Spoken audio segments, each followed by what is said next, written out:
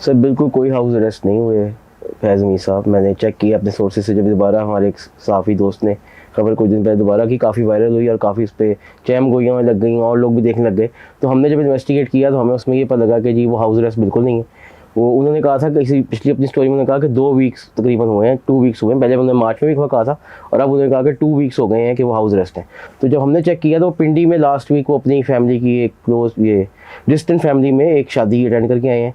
उसके अलावा वो डॉक्टर के पास भी जा रहे हैं, अपनी और भी एक्टिविटीज़ हैं उन्हें थोड़ी हद तक रिस्ट्रिक्ट की हुई हैं, रिटायरमेंट के बाद जैसे हो जाती हैं वो थोड़ी रिस्ट्रिक्टेड ज़रूर है, लेकिन वो खुद से अपनी मर्ज़ी से हैं, वो शादियों में भी जा रहे हैं। अभी हमें पता लगा कि एक शादी उन्हें और अटेंड करनी है वो 3-4 दिन बाद, उस पर भी जाएंगे। हाँ ये ज़रूर हो रहा है कि वो जो गैदरिंग में जा रहे हैं वहाँ पे वो जैसे पॉलिटिकल जो टॉपिक्स हैं उनको अवॉइड करते हैं, इतनी बात नहीं करते, कोई अपना ओपिनियन पब्लिकली इतना, कोई पब्लिक जो पॉलिटिकल हमारे मुल्क में हालात हैं या मुल्क की इकॉनमी, इस चीज़ों पे वो बात डिस्कशन वगैरह का पार्ट नहीं बनते अब ओपनली पब्लिक फोरम्स पे। नहीं तो नकवी साहब, ये जो सारी गुफ्तगू है फिर ये जन्म कहाँ से लेती है? मतलब हमारे दोस्त एक तो नहीं है और बहुत सारे लोग भी हैं, खाली वो एक जो शख्स हैं वो तो नहीं कर रहे और भी लोग कर रहे हैं।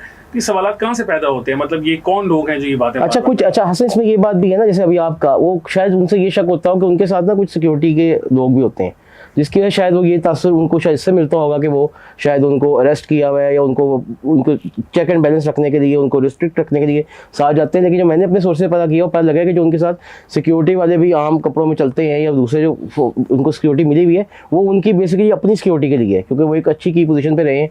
आगे इस पर भी तौसीफ साहब भी रोशनी डाल देंगे, हमारी बात हुई थी। ये क्या फिर है, आप जरा थोड़ा सा करें ना, मुझे तो बड़ी हैरानी है। आप लोगों को इसलिए स्ट्रेंज लग रहा है कि उन्होंने इतनी भरपूर सियासी डिसिप्लिन लाइफ गुजारी है, तो अब इस तरह क्यों नहीं काम कर रहे हैं जैसे पहले करते थे? सियासी डिसिप्लिन तो हम देखें ना, तो वो इस वजह से आपको अजीब लग रहा है, वरना ऐसी कोई बात नहीं भाई साहब। किसी को कुछ नहीं होने जा रहा, किसी को हाथ भी नहीं लगाया जाएगा। ये इनके नाम के साथ जनरल लगता है ना शायद? जी जी बिल्कुल लगता है, शायद भी नहीं लगता। ठीक है, उनका माशाल्लाह बहुत अच्छा 5-6 अरब रुपए का फार्म का वो उनका डेरा शेरा भी बना है लतीफ़ाल में, और वो जो रोड निकाली गई है उसके इर्द गिर्द जालियाँ भी लगाई गई थी ताकि कोई और यहाँ पर ज़मीन भी ना ख़रीदे। ठीक है, जाके चेक करें, वो अपनी भरपूर लाइफ गुजारते हैं। जिस तरह के आप वो ज़रा थोड़ा सा चेंज लेना चाह रहे हैं, उनकी मेहरबानी है। कोई हाथ भी नहीं किसी को लगाएगा, हाथ लगाएगा तो रिवाज पड़ जाएगा। इसलिए ये बातें जो है ये ऐसी मतलब ये तो वो जा रहा है जिससे जनरल मुशर्रफ को भी सपोर्ट किया था बिल्कुल आखिरी वक्त, हाथ लगाना होता। तो मैंने ये सारे जो चेहरे आजकल एक्स सर्विसमैन के जो डेमोक्रेटिक बने हुए हैं, मैंने इनको देखा है। जिस दिन परवेज मुशर्रफ को फांसी की सज़ा दी गई थी आपकी अदालत की तरफ से, जिस अदालत का एहतराम करने का अब ये हमें सबक दे रहे हैं, तो मैंने टेलीविज़न स्क्रीनों पे इन लोगों को सरकारी तौर पर भेजा हुआ देखा है कि इन लोगों ने वहाँ कहा कि अभी तो ISPR का कोई इतना रिएक्शन ही नहीं आया जी, तो इससे ज़्यादा आना चाहिए था।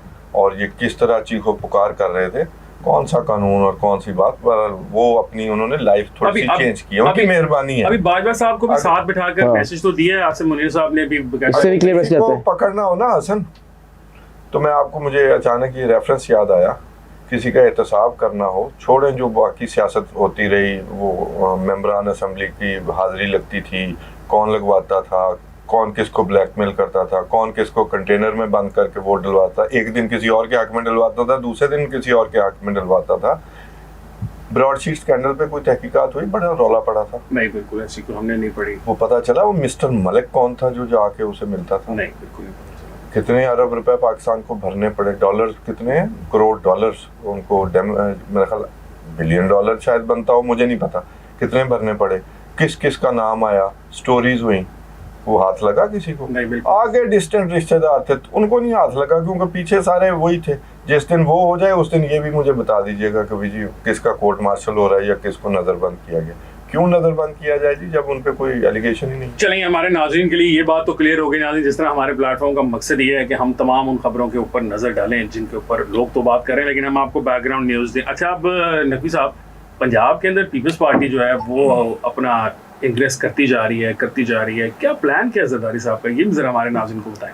हसन, एक तो ये इस वक्त क्लियर है कि जो ज़रदारी साहब ने मीटिंग में भी लाहौर जब आए थे, कुछ मीटिंग में भी उन्होंने इशारा दिया और ओवरऑल भी वो बात खुल के करने लग गए हैं कि इस वक्त अगर कोई पार्टी इक़्तिदार में आएगी तो उसको अपने मैनिफेस्टो का हिस्सा बनाना पड़ेगा इकोनॉमिक रिवाइवल, क्योंकि जिस तरह हम देख रहे हैं मुल्क की इकॉनमी का जो हाल पिछले 1-1.5 साल में हुआ है, वो अब ये भी है ना, देखिए वो इसका सारा बर्डन उनके ज़रदारी साहब ने बड़ा स्मार्टली खेला है कि उन्होंने ना ये खजाना उनका है, ना पेट्रोलियम का मिनिस्टर उनका है, ना उन क्या कहते हैं आपका ये बाकी जो की पोजीशन है, पूरी पोजीशन है जिसपे जो हाँ बिल्कुल सही, जो रिलीफ देने वाली पोजीशन उनके पास है नहीं। वो इसके स्मार्टली इसलिए कहूँगा कि वो बाद में जब इसको प्ले अप करना चाहेंगे, भी आगे इलेक्शन आएंगे, सारे इन लोगों ने आपस में एक दूसरे के खिलाफ ही लड़ना है।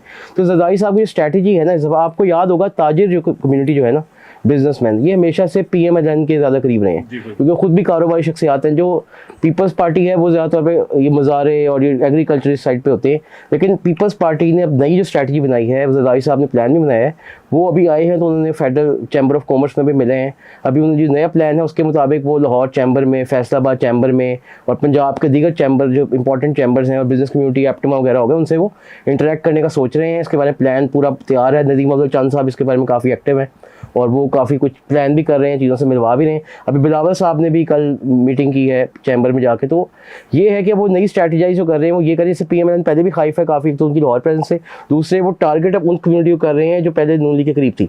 तो नया जो प्लान है वो यही है कि बिजनेस कम्युनिटी को भी किसी से अपने साथ मिलाया जाए और उसके ऊपर काफ़ी हमें हद तक नज़र आ रहा है अमल पैरा भी होते हुए। उसके अलावा मैंने आपको हसन पहले उस दिन मेरी आपसे बात हुई थी, एक किसान कन्वेंशन भी करने का प्लान कर रहे हैं। ये वो भी प्लान कर रहे हैं कि इकॉनमी से रिलेटेड जो कंपोनेंट्स है ना, चाहे वो एग्रीकल्चर हो, चाहे वो इकॉनमी के बिजनेस साइड हो, ये आपकी टेक्सटाइल सेक्टर हो, वो इन सारे सेक्टर्स को केटर करना चाह रहे हैं कि वो सब इस दफ़ा उनके साथ हो और वो उनको स्ट्रेटेजाइज करके उनसे मशवरे देके इनपुट लेके मैनिफेस्टो पे काम करना शुरू कर दिए। और पीपल्स पार्टी का जो मैनिफेस्टो होगा ना इस दफ़ा, उसके जो 10 नुकाती एजेंडा होगा वो सारे मेजरली फोकस कर रहे होंगे इकॉनमी के ऊपर, रिवाइवल ऑफ इकॉनमी के ऊपर। अच्छा तौसीफ साहब, ये छोटा सा जरा सवाल है इसके आप ऐड कर लें। हाँ वो ऐड ही करना है। वो कह रहे थे कि अब उन्होंने ना इंडस्ट्री की तरफ चले गए हैं, तो गरीबों किसानों की पार्टी से अब वो पैसे वालों की पार्टी होगी ना पाकिस्तान पीपल्स पार्टी, इसलिए फिर वो पैसे वालों को कोशिश पहले भी कई दफा कर चुकी है, उस पर कोई एतबार नहीं करता पैसे वाला। अच्छा बात ये है कि आज तो फिर वो मेयर का भी इलेक्शन जीत गए कराची का, देखें आप, वो कैसे इंग्रेस कर रहे हैं। कहीं ऐसा तो नहीं है कि जो जगह पाकिस्तान तहरीक इंसाफ को हासिल थी 2016-17 के अंदर, जरदारी साहब चाह रहे हैं या प्लान उस तरह का कर रहे हैं और कुछ उनकी शायद बातचीत पीछे चल भी रही हो कि अपने आप को वहाँ पोजीशन करना। हसन पहले इनसे मैं भी एक चीज़ ऐड कर दूँ। हसन आपको याद होगा 2008 के बाद पीपल्स पार्टी की सीटें पंजाब में ज़्यादा थी, 13 में भी कम हुई, 18 में और कम हुई। तो बेसिकली पीटीआई ने भी पीपल्स पार्टी का लॉस ग्राउंड कवर किया था। अब पीपल्स पीटीआई अगर खत्म हो रही है तो जरदारी साहब चाहते हैं अपना पॉलिटिकल कैपिटल जो उन्होंने लूज किया वो गेन करें, लेकिन साथ था सर मैं उसके अंदर पीपल्स पार्टी का कसूर था। और होता ही है क्योंकि जगह बना के दी पंजाब की सियासत चूंकि मेजरली 2 धड़ों की सियासत के ऊपर होती है, लोकल सतह के ऊपर, तो एक धड़ा जब देखता है कि भाई ये पीपल्स पार्टी के टिकट पर इलेक्शन जीत ही नहीं सकता, तो वो फिर जो मुझे इतराज है आपके वर्ड पे इंग्रेस। देखे कराची में इंग्रेस नहीं किया उन्होंने। नहीं पंजाब में इंग्रेस था ना, पंजाब की बात करता कराची। अगर if I am being honest, Karachi में तो उन्होंने को भी अपने ट्वीट में जवाब दिया कि जी अक्सरियती जमात इस्लामी थी, गलत बात है। जमात इस्लामी के वोट जब आप गिनते हैं तो पीटीआई को साथ शामिल कर लेते हैं, और जब पीपल्स पार्टी के वोट गिनते हैं तो पीपल्स पार्टी अकेली के वोट आप शामिल करते हैं।